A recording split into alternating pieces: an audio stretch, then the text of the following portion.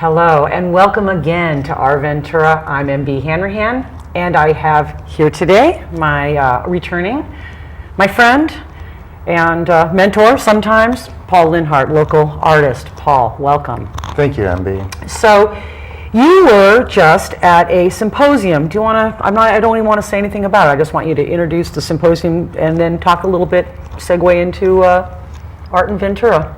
Okay.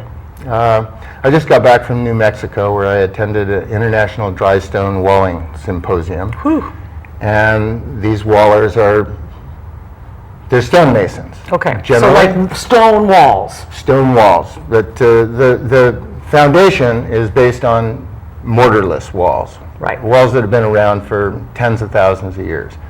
And the event is a gathering. It's an annual gathering that is a follow-up to 2 or 3 years ago. We had this group here in Ventura. They built the ramparts the first year at the Serra Conservancy property, and they were a fantastic experience, so fantastic everybody wanted to come back and do another project the subsequent year. Just for clarification, I know that our viewers have seen this and maybe even just driven right by it. It's what is also known as Grant Park. Going up the hill, there's a big wooden cross, and there's this long stone wall and two ramparts, right? The ramparts are on the Conservancy property where they have the weddings, and the wall is the first half of an international wall. It has 5 flavors. Has an American section, a Welsh section, a Majorcan section of the wall, which turned out to be the most effective way to build with the stone that was donated for the project, and then an English section, English Canadian, and an Irish section of the wall. Of course. And both of these projects were donated to the city, took place in less than 10 days. And the first project was 500 tons of material. And the second project was 1,000 tons of material and 3,000 cubic yards of dirt, which didn't really seem to interest the wallers, so I learned a lot about dirt on that job. And all of the material was, for the most part, donated by Larry Mosler of Mosler Stone in Ojai. So 2 years in a row, he extremely generously, out of production, donated this material to have cool things done with his material for no real other reason. Excuse me. And you, as a stoneworker, your job or your place in this project was coordinating mostly, right? And learning, obviously. And so, in that coordinating and learning space, you're even brought into the tribe of these stoneworkers, and hence why you're invited to the symposium. That's fantastic. Nice to bring me back to how we started. Yes, the symposium fellows and women as well have all become my friends, and I wouldn't want to miss many of their events because they have a lot of fun. They share at the symposium. They share in a darkened room and make presentations of all the work they did since they saw each other last. And everybody wants to talk, so they all run long, and it's just one of those kinds of things. People who could talk about stone from the beginning of the day until they go to sleep at night, especially when they get together. Talking about this project, and congratulations again in being brought into that fold. It seems like so many aspects of this project, from the, like a local coordinator, bringing in people from outside, a local source of donation, a vision, bringing in a place for the art to happen, all of these, that's like such a huge vision. And we thought maybe we would talk today a little bit about, well, how do we get these visions happening in Ventura? And unfortunately, I don't even like to beat the drum about, oh, there's no money for the arts, or everybody's too busy, or how does this make money for us anyway? And these naysaying approaches that aren't going to get art done in this new way. What's your take on it? Well, simultaneous with meeting these stonemasons who work for the sake of working, a lot like artists do. They look for the better job, they'll work for almost nothing. Is an affirmation of kind of the art-making process for me, and the spirit of leaving something enduring for a community. Right. And in their case, None of them live in Ventura, just me. It's a huge gift that they left.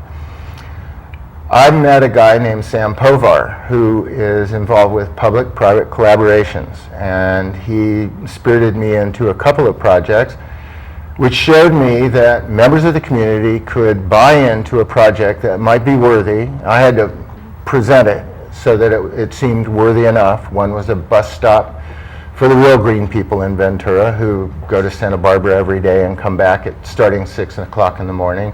The second was a Welcome to Ventura sign. Both of which you can see right as you drive into Ventura from the road from Santa Barbara. Boom. Functionally, the Western Gate. Yes, the Western Gate.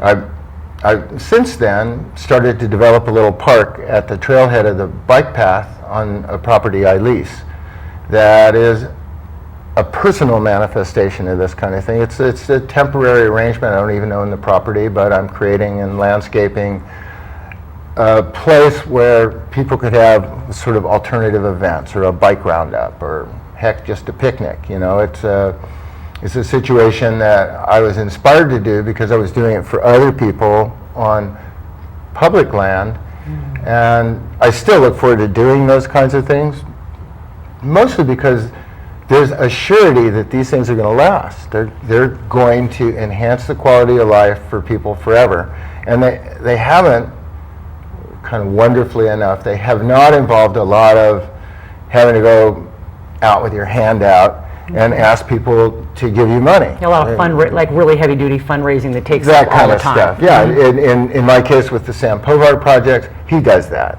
And he integrates and puts things together. And he has no end of ideas about how to beautify Ventura. He really, really cares about it. And so we have, me working under his wing, we've proven it can be done. And we've done some interesting things. And those kinds of projects inspired probably the city to hire Art City to do Cemetery Memorial Park, which was, it was really a collaboration. I worked with Parks and Rec, and I worked with 8 engineers out of the city building department. Wow. Who we worked out how to solve the problems up there and did it kind of together. I designed it together, everything. It was mostly their ideas, but they gave me the latitude that an artist would want to have to embrace a project like Even that. driving by, you can see that something's there, you know, to make people park the car, go, who's that? Yeah. And walk the park, you know, especially from the Main Street entrance is where it's, at least right now, the most visible, that particular project. Yes, yeah, it is. And so I'm liking remembering now these projects that were the painless ones. I have another favorite, which is an outdoor classroom I did at Sheridan Way School, and I did it with Neil Quinn. He's a well-known lawyer here in the community, and he donated this to the school where his wife had taught. Okay. And his daughters were there. Everybody was effusive about the entire event, and it's a really tasty, classy little thing in probably the poorest neighborhood school in the community. Off the avenue. Off the avenue, and it brightened up this space. I don't know how many outdoor classrooms events take place there, but I've been back numerous times. I used to vote there all the time for the first 25 years in Ventura, and it's the grandparents who walk the kids to school hang out there. That's right. And it turns out the small scale of the things for the children is just about perfect for the grandparents. And they hang out and chew the fat and rest up for the walk home. And it's their space. It's like this little communal space. It was a very successful piece too. I was really happy to be a part of it. So the public could see it if they wanted to go on the Sheridan Way property and identify themselves as visitors, and they could go. Absolutely, you can look in and see it, but the school is closed, and they ask you to stop in the office and check in, which is. So how did the Cesar Chavez piece? Because what we're basically talking about, just reminding our audience, is that innovative ways to bring together community members, fund sources, places, which is, we need the place, and local artisans to create big visions that then go on to affect other people for decades, hopefully. But the Cesar Chavez Memorial in Oxnard, talk a little bit about that.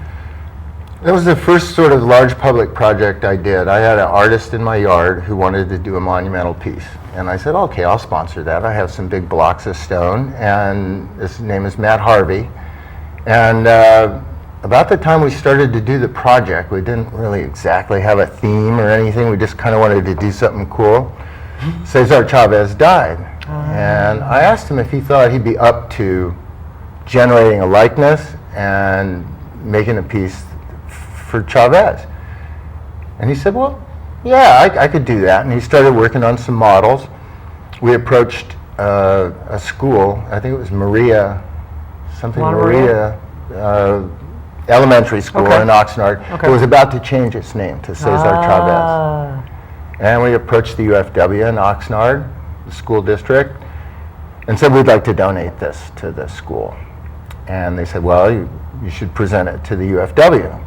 So we went to a meeting of the UFW. United Farm Workers. Yes, and Matt and I were the only non-farm workers in the hall that night, and we were presented for what we wanted to do. And this audience of people who had just gotten off of work passed around a brown paper bag and put money in it to give to Matt and I to keep doing the work, to buy some tacos, to keep up with the good work. It was so touching, it was amazing. And a few months later, which is fast, working with the school district, city of Oxnard, the UFW, 2 months is very fast, plus we had to carve and finish the piece. We finished this sculpture, and we put it on a beat-up station wagon chassis, and 3,000 human beings towed it from Gonzales over the 5th Street Bridge to the location on Cooper Street in front of the school. And then OST donated the time and the crane and mounted the piece on the pedestal where it's still there. Sits.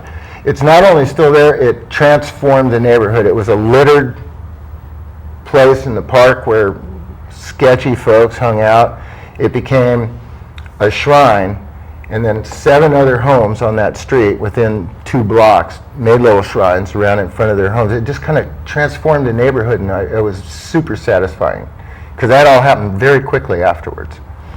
So to recap, when we're looking forward, because of course we have to look forward, what are the alternatives? What would you say to put it out there so that average people, anybody who might have an idea, what would encourage them to take that vision and try to go big with it?